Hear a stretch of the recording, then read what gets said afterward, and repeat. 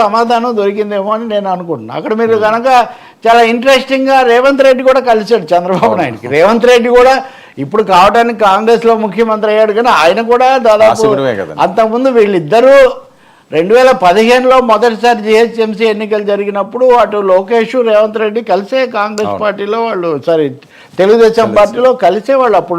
అప్పుడు లోకేష్ తెలంగాణకి ఇన్ఛార్జిగా ఉంటాడని అనుకునేవాళ్ళు, తర్వాత మారిపోయింది.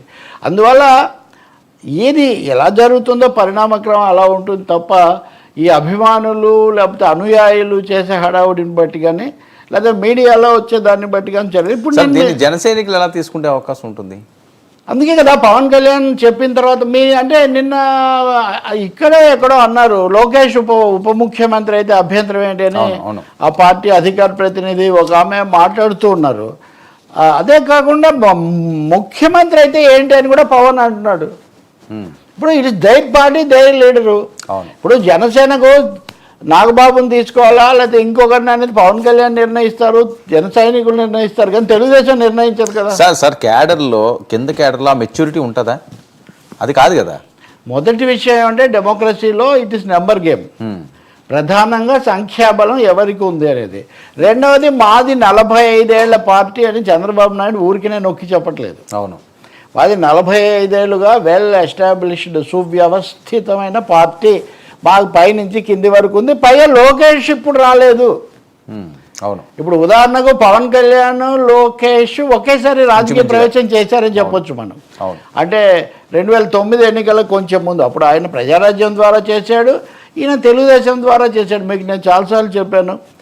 అక్కడ దీంట్లో హైదరాబాద్లోనే గాంధీజీ దాని స్మారక దాని దగ్గర ఆయన చేశారు. చంద్రబాబు హయాంలో ఏదో ప్రతిజ్ఞ ఆయన ఆధ్వర్యంలో చేసి, అందువల్ల అప్పటి నుంచి ఆయన ఉన్నాడు, అది ఉంది. సో తెలుగుదేశం సైకలాజికల్గా, పొలిటికల్గా, ఫిజికల్గా కూడా దానికి ప్రిపేర్ అవుతుంది. ఈ చర్చ రావడం యాదృచ్ఛికంగా వచ్చిందా? కొంత ఉదాహరణకు మీకు కిరణ్ రాయల్, మీరు కూడా ఇంటర్వ్యూ చేసినట్టున్నారు కదా నిన్న, పవన్ కళ్యాణే ముఖ్యమంత్రి అవ్వాలి అని ఇట్లాంటి మాట ఏదో అన్నారు.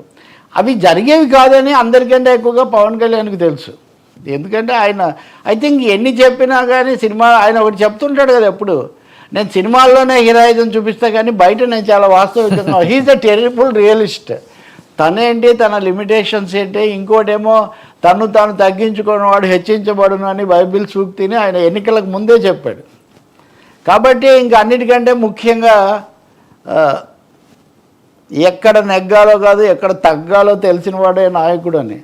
సో ఇప్పుడున్నటువంటి ఈ డిబేట్లో, ఈ డిప్యూటీ వివాదంలో అది కాస్త ఒక విధంగా ముఖ్యమంత్రి తదుపరి నాయకుడిని అనుకోకుండా ఈ చర్చ వల్ల లోకేష్ ఈజ్ నెక్స్ట్ లీడర్ అని చంద్రబాబు నాయుడు దాదాపు ప్రకటించేసినట్టు అయిపోయింది అఫీషియల్గా. ఇప్పటివరకు మీరు చూడండి, లోకేష్ మాట్లాడినప్పుడు చాలా జాగ్రత్తగా ప్రియతమ ముఖ్యమంత్రి గారు, పార్టీ అధినేత గారు, చంద్రబాబు గారు అనే, కానీ ఎప్పుడు పొరపాటున కూడా కేటీఆర్ అన్నా ఎప్పుడన్నా అంటారేమో, కానీ లోకేష్ ఎప్పుడు అనకుండా చాలా జాగ్రత్తగా ఉన్నారు. సో ఐ థింక్ దావోస్లో దీనికి ఆ వేదిక మీద పెట్టుబడులు ఏమొస్తాయో తెలియదు, కానీ ఒక భావి ముఖ్యమంత్రి మటుకు మళ్ళీ అక్కడి నుంచి వెళ్ళేటప్పుడు మామూలుగా వెళ్ళారు. చిన్నబాబు పట్టాభిషేకం దావోస్లో దాదాపు జరిగిపోయిందని మీరు భావించవచ్చు. దీని మీద జన సైనికుల నుంచి కొన్ని రకాలైన స్పందనలు, వ్యాఖ్యలు రావచ్చు. రెండవది, నేను నిన్న కూడా చెప్పా, వాళ్ళలో ఆగ్రహం వీళ్ళలో ఆనందం అని. జన సైనికుల కంటే ముఖ్యంగా జగన్ సైనికుల్లో వచ్చే స్పందన ఇక చాలా ఎక్కువగా ఉంటుంది.